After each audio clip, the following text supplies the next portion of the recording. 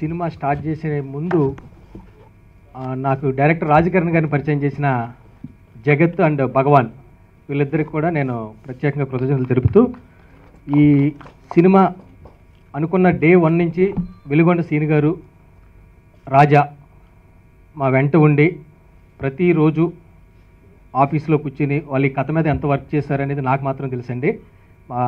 వాళ్ళిద్దరికి కూడా నేను ప్రత్యేకంగా హృదయపూర్వక కృతజ్ఞతలు తెలుపుతూ, ఫస్ట్ నా ఫ్రెండ్ రాజశేఖర్ లేరండి ఇక్కడ. యాక్చువల్గా ఆయన కూడా వన్ ఆఫ్ ది నా partner Rajasekhar and Sarvatram creations Ramanjaneyulu Javaji వీళ్ళిద్దరూ నా బ్యాక్ ఉండి మేమున్నాం, నీకు ఏం ప్రాబ్లం లేదు, నువ్వు గో హ్యాడ్ అని చెప్పేసి నన్ను ప్రోత్సహించి ఈ రోజున ఇక్కడ నిలబెడతా కారణమైన రాజాకి, రామాంజనేయులు అన్నకి, అన్న థ్యాంక్ యూ వెరీ మచ్.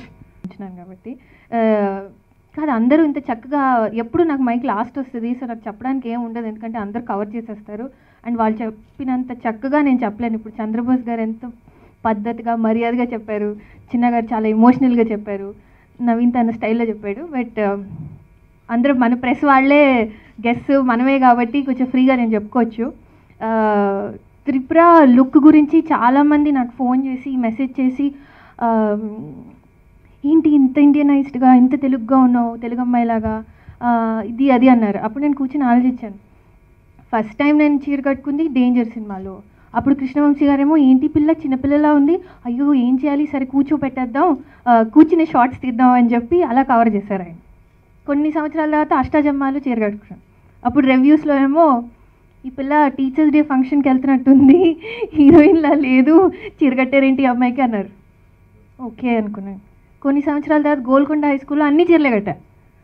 నువ్వు టీచర్ ఏంటమ్మా, నువ్వు స్కూల్ టీచర్ ఏంటి, మరీ సన్నగా, చీరలు బాగున్నాయి కానీ నువ్వు మరీ సన్నగా ఉన్నావు. నేను తెలుగమ్మని అయి ఉండి చీరలో బాగాలేను, పోనీ అలా బాంబే వేషాలు వేయలేను, ఏంటిది నేను ఏం చేయను అని అనుకుంటున్నప్పుడు త్రిపుర లాంటి సినిమా వచ్చింది.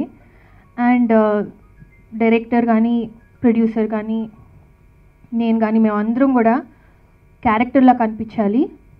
ఎవరేమనుకున్నా పర్లేదు, బట్ త్రిపుర చూస్తున్నప్పుడు ఈ అమ్మాయి ఒక విలేజ్ నుంచి వచ్చింది, కొత్తగా పెళ్ళయింది, అంతగా చదువు రాదు, తనకేవో కళలు వస్తూ ఉంటాయి, ఆ కన్ఫ్యూజన్, అండ్ హస్బెండ్ అంటే చాలా ప్రాణం, ఇవన్నీ కనిపించాలి, జస్ట్ ఇదే కనిపించాలి అనుకుని చేసిన ఎఫర్ట్ అది. సో ఇప్పుడేమో అందరూ ఏంటి పెద్దదాని అయిపోయి స్వాతి పెద్దదైపోయింది అంటున్నారు. సో మీరు సినిమా చూసినంతసేపు త్రిపుర కనిపిస్తే చాలు నాకు. అండ్ నేనే కాదు, నవీన్ కూడా ఈ సినిమాలో హీ ప్లేస్ అ డాక్టర్ అని క్యారెక్టర్ పెట్టుకుని టీ షర్ట్ జీన్స్ వేసుకుని స్పైక్డ్ హెయిర్లో యో వాట్సాప్ త్రిపుర అనుకుంటా ఆయన పర్ఫార్మెన్స్ చేయలేదు. ఒక డాక్టర్ ఎలా ఉంటాడో అలా. అలాగే all characters in the film మేమందరూ కూడా we try to tell a story, Rajkiran గారి సూపర్ స్టోరీ. అండ్ మేము చాలామంది సూపర్ స్టార్స్ గురించి డిస్కస్ చేసుకున్నాం, లైక్ రాజా గారు, చంద్రబోస్ గారు, వెల్గొండ గారు, వేర్ ఆల్ లిటిల్ స్టార్స్. మేమందరం కాకుండా మురళీ గారు అని ఒక ఆయన ఉన్నారు, మా కో డైరెక్టర్ ఆయన. శ్రీనివాస్ వెలిగొండ అండ్ రాజా ఇది నాకు చాలా హెల్ప్ చేశారు. ఇది